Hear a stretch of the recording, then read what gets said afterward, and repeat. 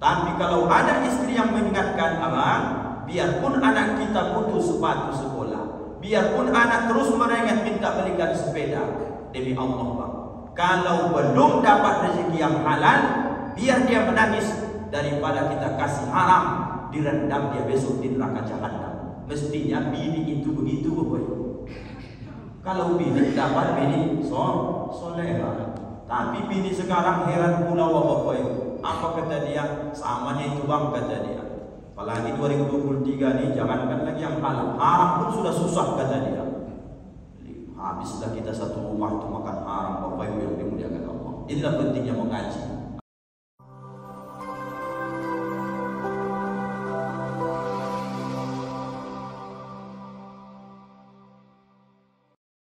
Bismillahirrahmanirrahim. Assalamualaikum warahmatullahi wabarakatuh.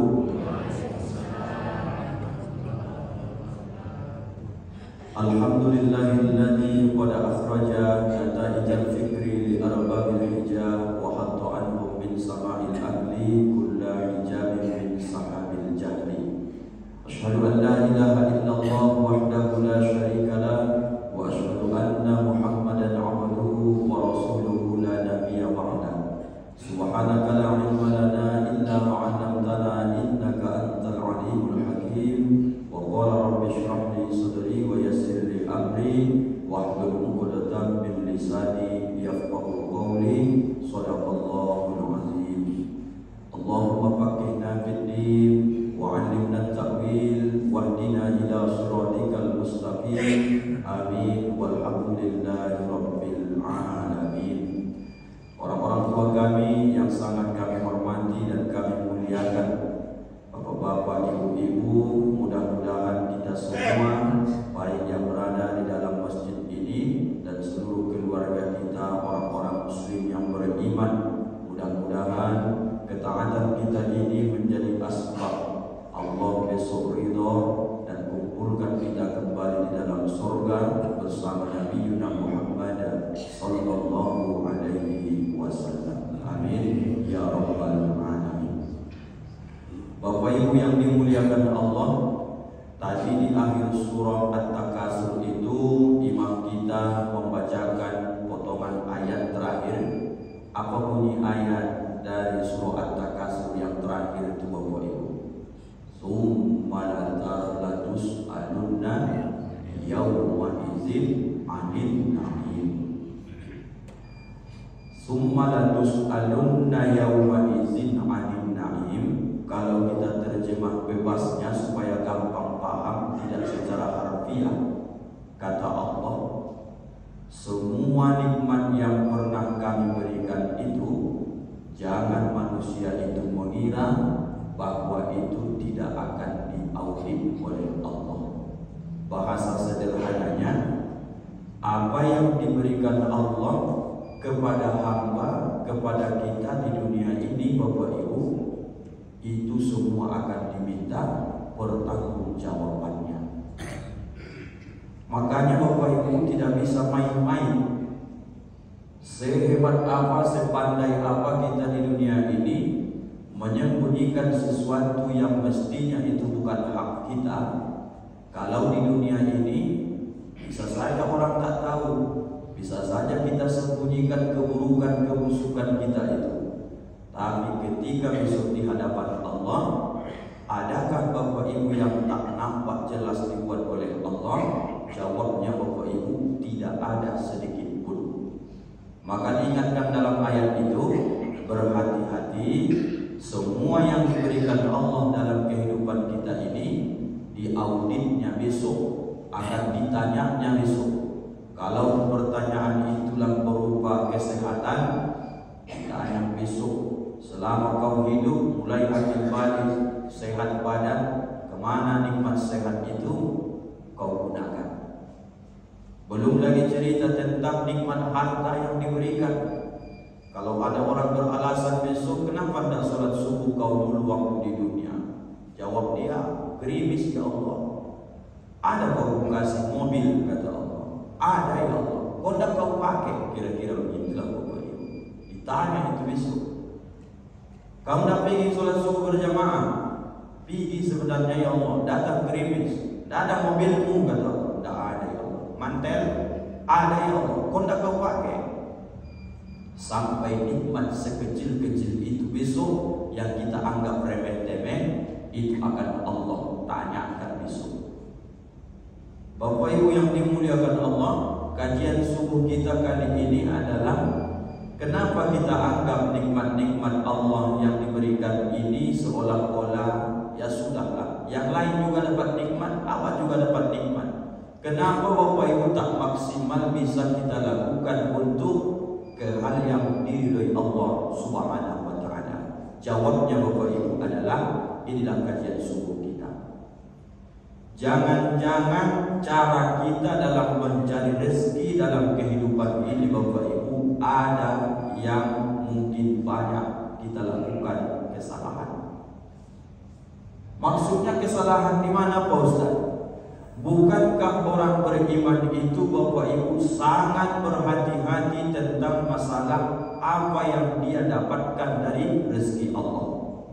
Maksudnya orang beriman itu Bapak Ibu sangat berhati-hati terhadap apa yang dia makan, dia minum, dia pakai. Kehati-hatian bagaimana Pak Ustaz?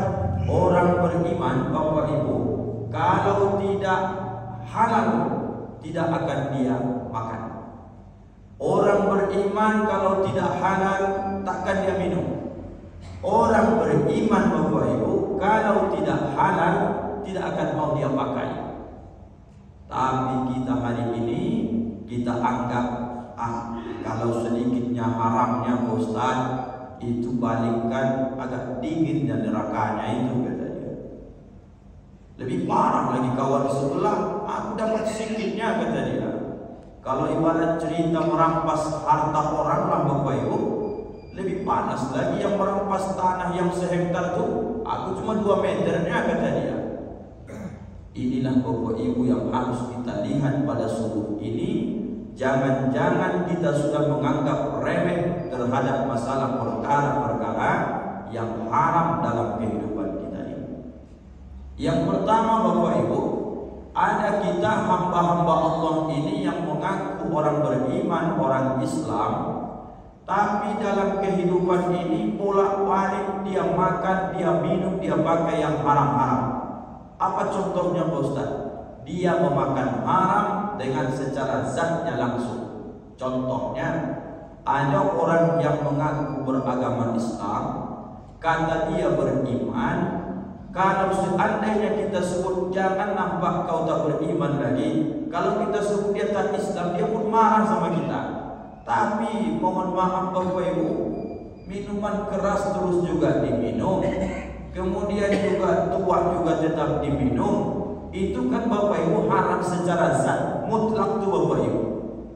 Artinya kalau ada orang yang melakukan keharaman memasukkan ke tubuh secara zat, inilah level 1 yang membuat orang akan malas melakukan ketaatan kepada Allah.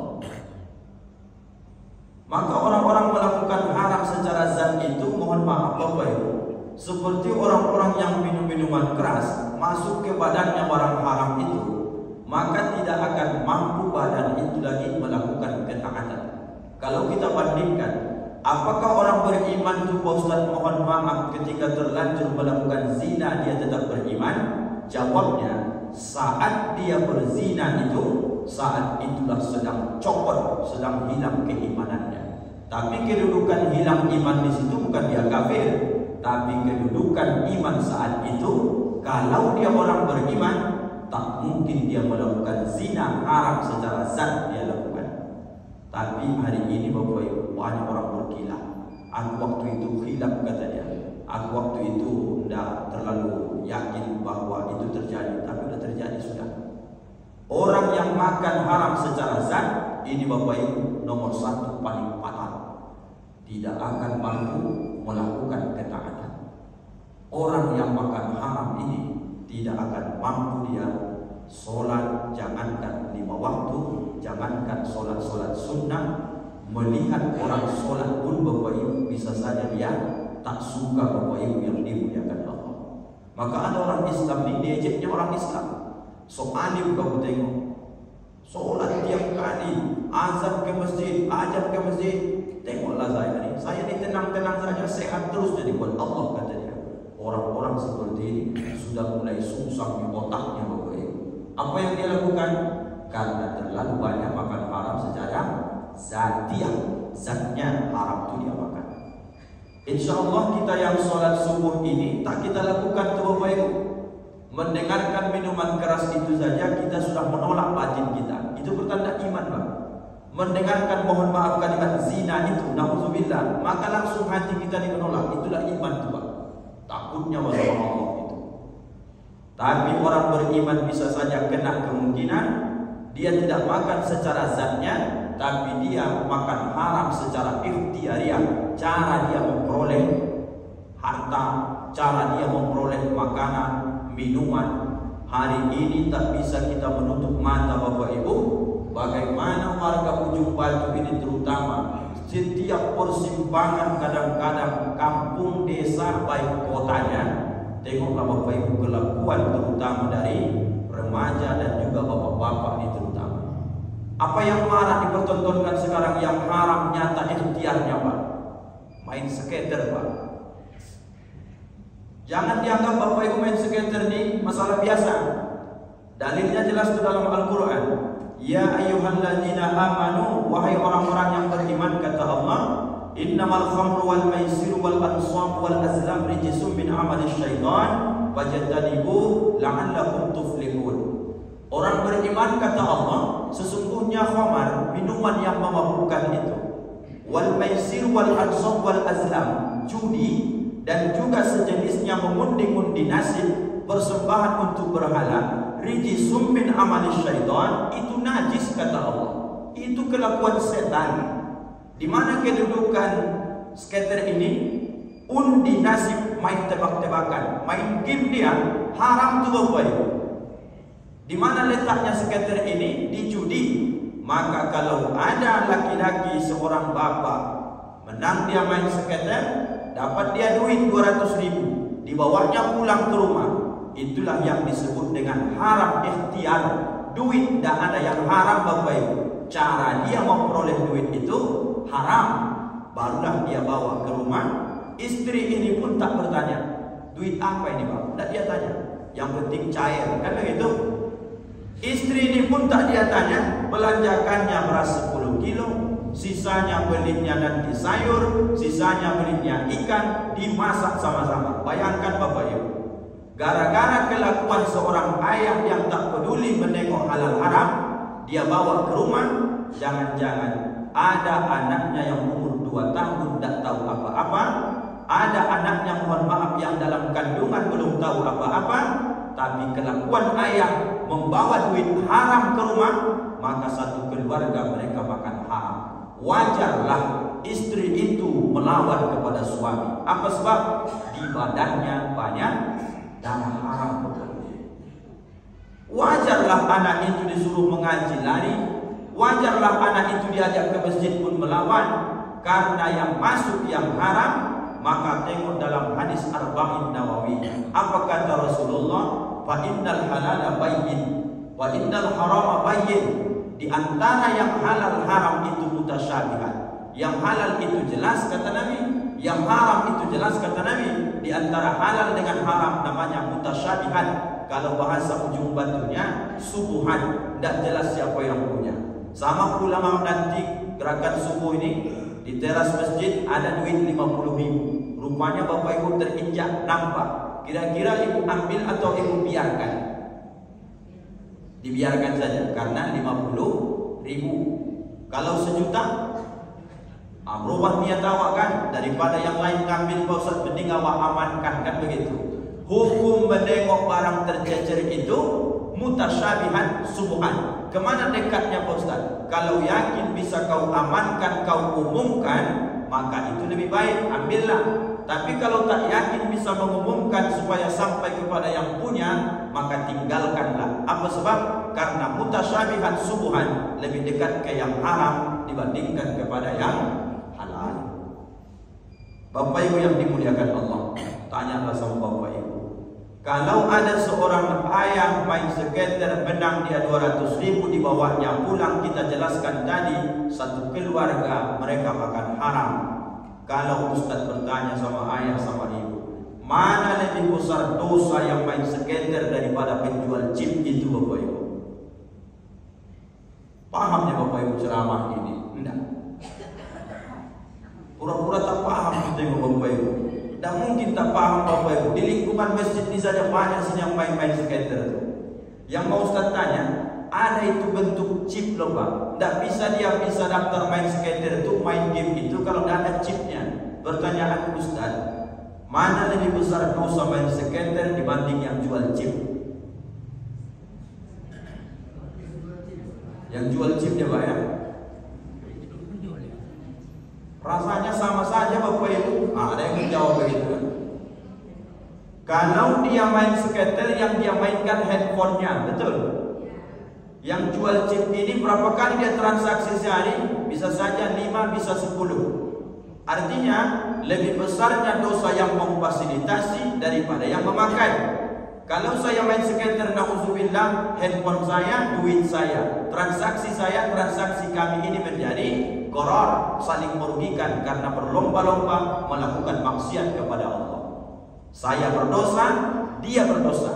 Saya dosa satu umpama, dia dosa satu. Apakah dia transaksi sama saya saja? Tidak. Datang orang lagi transaksi, datang orang lagi transaksi. Maka lebih besarnya dosa yang menjual chip daripada yang main skater. Dalam hati yang main skater itu aman, lebih ringan awak sikit kata dia. Tetap dosa juga. Kalau dinaikkan hukumnya sikit, mana Bu Bapak lebih besar dosa yang menjual chip dibanding yang menyediakan cok sambung? Ada nampak Bapak Ibu di kedai-kedai kopi itu cok sambung panjang kali kita. Ada Bapak Ibu? Ada. Jangan pura-pura Ibu tak tahu. Penyakit kita orang jumpa itu sekarang. Mana lebih besar dosa orang yang main skater dari penjual chip? Penjual chip. Mana lebih besar dosa penjual chip daripada penyedia cok sambung? Jawabnya, yang menyediakan cok sambung lebih panas neraka jahanamnya besar. Dalilnya Ustaz, saya na'udzubillah bawa handphone, saya isi chipnya, mau main skater. Rupanya handphone saya lowbat Bapak Ibu. Jadi saya bermaksiat? Tidak. Tapi karena ada situ colokan saya cok handphone hidup, berkumpullah dua maksiat sekaligus. Handphone nyala, chipnya ada, main skater saya. Gara-gara cok sambung itu, jadilah saya komplit melakukan maksiat kepada Allah. Siapa paling besar dosanya? Yang menyediakan fasilitas itu Bapak Ibu. Mana tahu ada sanak famili awak yang suka begitu menyediakan tempat maksiat Pak. Tidak usah contohnya skater. Tolong Bapak Ibu, apakah tempat kedaimu dibuat orang meja domino? Pak Ustaz, aku tidak yang kuizinkan. Tapi main terus orang main batu di sini. Apa cara Pak Ustaz? Tutup kedaimu dan tahan kau besok. Kau paling panas nerakanya besok di hadapan Allah Subhanahu wa Ta'ala. Apa dalilnya Bapak Ibu? Yang memfasilitasi maksiat, berulang-ulang orang melakukan maksiat, maka dia paling besar menanggung dosanya di hadapan Allah. Kemana dosanya pergi? Yang main di situ kan suami orang, yang main di situ kan sanak famili awak. Duit yang dia dapat yang haram tadi bawanya pulang. Berentetlah keharaman-keharaman secara ikhtiar. Rupanya mereka saling melakukan transaksi-transaksi haram. Berpindahlah haram ini ke anak bini, ke anak cucu, maka itulah yang menyebabkan kenapa Pak Ustaz anakku ini payah kali dibangunkan subuh. Ngoro aja tidurnya Pak Ustaz, macam orang mati kalau tidur. Nanti bangunnya 8:30. Anak lajangku ini Pak Ustaz 7:30. Asal libur sekolah, sholat pun libur sama dia semua Pak Ustaz. Jangan-jangan itu bukan salah anak kita Bapak Ibu, salah omak yang tak pernah menanya ke bapak apa rezeki yang dia bawa ke rumah, dan salah bapak dan peduli halal haram mencari rezeki di luar rumah. Itulah orang beriman tuh Pak. Terutama sebagai laki-laki, sebagai ayah hari ini Pak, berhati-hati. Sebagai suami hari ini Pak, kalau seandainya bini awak mau mengingatkan awak untuk supaya apa? jangan bawa ke rumah nih hal-hal yang haram ya. Jangan bawa ke rumah nih hasil judi. Jangan bawa ke rumah nih hasil main skater. Kalau tidak bisa abang berhenti juga main skater, bawa makan makanan haram. Jangan abang bawa ke rumah nih, makan aja sendiri. Kalau dapat bini yang baik. Tapi bini awak nih 200 cair, ditanyanya lagi awak balik. Tetangga sebelah bang sama-sama main skater kalian, tetangga sebelah 1 juta semalam, abang cuma 200 katanya. Pandai-pandai lah abang belajar sama dia. Gimana caranya kata dia. Ini kalau dapat bini celaka bapak ibu. Maka aku sampaikan sama omah-omahku malam hari ini, subuh ini ibu, yang bisa untuk mengingatkan kami sebagai suami supaya tidak bawa makanan haram, duit haram, minuman haram, baju haram ke rumah, bukan ustaz, tapi ibu-ibu lah ring 1 terdepan mengingatkan itu. Betul bapak-bapak? Awas saking sanaknya sama anak bini awak itu, saking ingin bahagiakan hati mereka, lupa awak kadang mencari nafkah itu di luar. Yang penting dapat.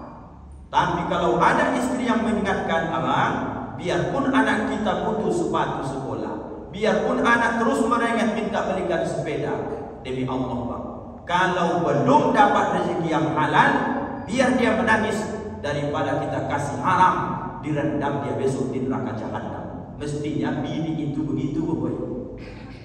Kalau bini dapat bini soleha, tapi bini sekarang heran pula bapak ibu. Apa kata dia? Samanya itu bang kata dia.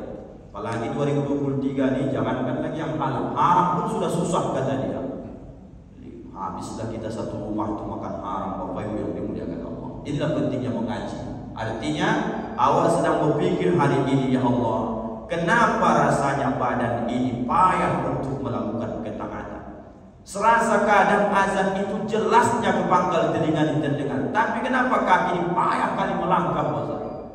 Kenapa aku setua ini rasa-rasanya payah kali sholat tahajud itu? Kenapa di hari tua ini sudah pensiun, mohon maaf, banyak waktu luang habis subuh sampai jam 12 masuk zuhur. Kenapa 2 rakaat tak dapat sholat duha itu? Di mana salahku ini ya Allah? Kenapa mata ini tidak bisa sempatkan 5 menit baca Quran itu? Padahal ada banyak waktu luang bapak ibu. Jawabnya adalah jangan-jangan masa lalu awak banyak yang sudah masuk ke dalam badan awak ini barang-barang haram bapak ibu yang dimuliakan Allah. Itulah yang membuat malas beribadah, itu salah satunya. Insya Allah itu tak kita lakukan. Seandainya itu sudah terlanjur dilakukan, ayolah bapak ibu, audit diri sendiri kembali. Audit diri sendiri. Caranya Pak Ustaz, duduk sejenak, istighfar, renungkan, ya Allah, semenjak aku pandai cari harta, cari duit, dan ini semua akan engkau audit, kau tanya besok, ya Allah, apakah ada aku terlanjur mengambil hak orang, atau mungkin saja aku mencari harta ini dengan cara haram. Kalau dapat tertemu ataupun terfikir sama Bapak, tidak mungkin tak Bapak Ibu ingat, karena Bapak Ibu pelakunya. Pastilah kita ingat kelakuan kita 20-30 tahun yang lalu Bapak Ibu. Renungkan, kalau ketemu berkaitan dengan orang, segera selesaikan. Yang berkaitan dengan Allah, banyakkan istighfar. Mudah-mudahan sebelum kita meninggal, bersih nanti badan ini demi Allah. Itulah yang membuat kita taat dalam ibadah kepada Allah. Itu nomor 2. Jam berapa ini Pak? Mati pula jamnya. Nanti ku hantam ceramah Bapak tinggalkan pula di sini. Mana jamnya Pak? 5.43. Sedikit lagi Pak ya. Tahankan Bapak Ibu bentar lagi. Saya pun mau kerja juga ya. Cuman ini nanggung kaji ini salah paham pula Bapak Ibu nanti. Ada orang makan haram secara zat, tak kita lakukan. Ada orang makan haram itu secara ikhtiar, dia bawa duit haram, makanan haram, minuman haram, pakaian haram ke rumahnya. Nomor 2 pun insya Allah tak kita lakukan. Nomor 3, ada orang makan haram Bapak Ibu disebabkan karena suka mengulur hak orang lain. Ini pun makan haram nih Bapak Ibu. Hati-hati Bapak Ibu. Yang bekerja di kebun kita, jangan sekali-kali Bapak tunda-tunda pembayaran gajinya. Ibu-ibu yang punya rumah besar, punya duit banyak, ada pembantumu di rumah, jangan coba-coba tunda-tunda bayar gajinya.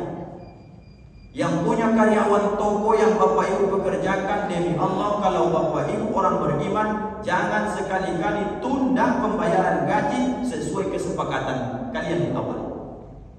Tanggal berapa nak gajian? Janjinya dulu tanggal 5. Ibu belum ada duitnya, nanti tanggal 9 ya gajian. Tanggal 6, tanggal 7, 8, 9, 4 hari ibu ulur gajinya. 4 hari itulah kita makan keringat orang. Apa hukum makan keringat orang, makan tenaga orang? Haram Bapak Ibu. Maka orang banyak makan haram karena suka mengulur hak orang. Pahamnya Bapak Ibu? Itu banyak dilakukan orang kita ujung batu Bapak Ibu. Rumahnya ada security-nya, gaji security suka-suka dia saja bayarnya. Orang mau jadi security, mohon maaf Bapak Ibu, karena memang dia ingin meningkat taraf ekonomi, karena tak ada kerja lain, susah. Itulah intinya, mohon maaf Bapak Ibu. Yang membantu rumah tangga itu nyuci-nyuci piring, ibu bersihkan kebun, ibu mohon maaf nanti membersihkan pekarangan ibu. Itu kan karena susah dia, makanya mau dia kerjakan itu. Mohon maaf Bapak Ibu, kalau lebih banyak duit dia, mungkin bapak ibu yang dia pekerjakan, betul tak? Karena tak ada duitnya, makanya dia mencuci, mau pekarangan rumah dibersihkan. Artinya peluang orang karena banyak duit menyepelekan orang, besar kemungkinan Bapak Ibu kezaliman dia lakukan. Apa kata dia? Kalau ingin kerja sama aku, jangan kau banyak-banyak tinggal. Tapi Pak, janji kita tanggal 5 nya gajian. Nah, kalau kau tak suka kadang tanggal 9 gajian karena aku belum punya duit, pindah aja. Kan banyak orang begitu Bapak Ibu. Dia anggap sepele karena ini orang miskin, karena dia orang kaya, orang berduit, semena-mena dia sama orang lain. Orang lain ini karena dia miskin tak bisa menuntut. Kalau dia menuntut sudah tahu dia jawabannya pasti kena pecat, maka dia tahankan saja. Ingat Bapak Ibu, baca hadis dalam kitab Mukhtarul Hadis. Ittaqu da'watal mazlum fa innaha laisa bainaha wa bainallahi hijabun. Takutlah kamu kepada doa orang yang teraniaya, yang sakit hati, yang terambil haknya, intinya yang terinjak-injak harga dirinya, intinya sakit hati nengok kita. Fa innaha, maka sesungguhnya kata Nabi, laisa tidak ada, bainaha antara dia wa bainallah dengan Allah hijabun, pendinding sedikit pun. Makna hadis, orang yang sakit hati gara-gara sifat kita, sekali dia angkat tangannya sama Allah berdoa, doa dia itu langsung dibayar cash, dikabulkan oleh Allah. Jangan-jangan awak banyak penyakit hari ini Pak, gara-gara terlalu banyak menzulimi orang lain, mohon maaf. Jangan-jangan awak disetruk sebelah ini, itu hasil doa kelakuan awak Bapak Ibu sama orang lain. Udah sakit hati rasanya orang miskin tuh Pak, awak ulur-ulur haknya, awak bayarkan penuh gajinya, dengan cara awak berkilah-kilah, belok-belok. Berapa gajimu dulu janji kita? 1 juta. Karena Bapak tengok kau agak malas sedikit, ini 800 dulu ya. Sudah maksimal kawan itu bekerja, tapi karena dia tak mampu bayarnya sekian, dibuatnya cara sendiri untuk mengolah kata itu. 200.000 lagi, sakit hati orang miskin nih. Apa kata dia tengah malam? Ya Allah, kalau seandainya ya Allah 200.000 dia akan membuat kaya, aku ikhlas itu ya Allah. Berikan dia hidayah bertunjuk, sadarkan dia makan hakku itu ya Allah. Doanya masih bagus Bapak Ibu. Bulan besok kelakuan tak berubah, bulan ketiga tak berubah. Jangan-jangan orang miskin pun punya kesabaran, dia angkat tangannya, apa kata dia? Ya Allah, kezaliman ini tak berhenti, setrukkan dulu sebelah badannya. Maka banyak orang bangun pagi mati sebelah badannya. Apakah salah makan gara-gara makan nasi uduk mau tidur tadi? Bukan, gara-gara doa orang yang sakit hati, nengok kelakuan awak Bapak Ibu yang dimuliakan Allah. Paham Bapak Ibu kira-kira? Begitulah Nabi mendidik umat ini, jangan zolimi orang lain yang mengakibatkan awak bisa makan keringat tenaga orang, dan itu juga makan haram Bapak Ibu. Terakhir Bapak Ibu nomor 4, ada kita orang Islam ini makan haram disebabkan karena harta orang lain ada di harta kita, tapi kita tidak mengulur-ulur harta itu. Apa namanya? Zakat harta kita tidak pernah kita hitung, tak pernah kita keluarkan Bapak Ibu. ini juga makan haram. Dalilnya dalam surah At-Taubah. Innamas shadaqatu lil fuqara wal masakin wal 'amilina 'alaiha wal mu'allafati qulubuhum. 8 asnaf, 8 orang, 8 golongan dalam Quran itu yang akan berhak mendapatkan zakat dari harta orang yang kena haul dan nisab. Bapak Ibu, kalau menghitung harta supaya tahu wajib zakat atau tidak, mudah saja. Caranya ada disebut haul, artinya harta itu dimiliki 1 tahun. Yang kedua ada namanya nisab, batas minimum supaya harta wajib zakat.